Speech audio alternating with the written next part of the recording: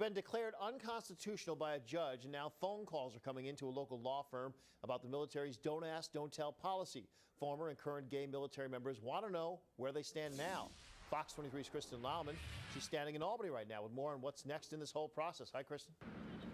Well, hello to you, John. It's not quite time to run out to your local recruiting office just yet, but one local lawyer says that this ruling is getting the ball rolling.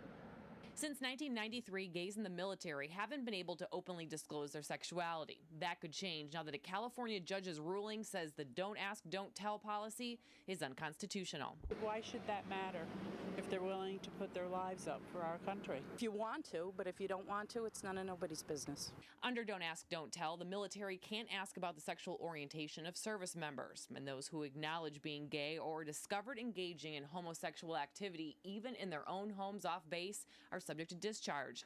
The judge says the prohibition violates the First and Fifth Amendment rights of gays and lesbians. We've gotten plenty of phone calls in regard to whether or not people can now enlist or whether or not they can re-enlist in the military. Greg Rinckey with Tully Rinckey, a former Army JAG, says they've received at least 30 phone calls and emails about what's next. People currently out of the military wanting back in, even those who have been kicked out on general discharges. This decision out in California doesn't change anything.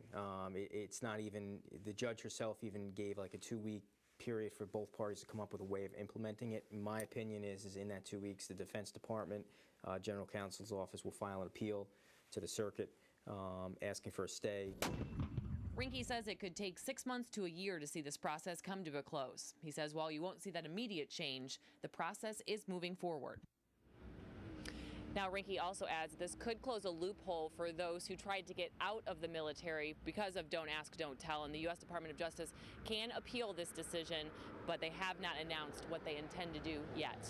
We are live in Albany tonight. Kristen Lauman, Fox 23 News.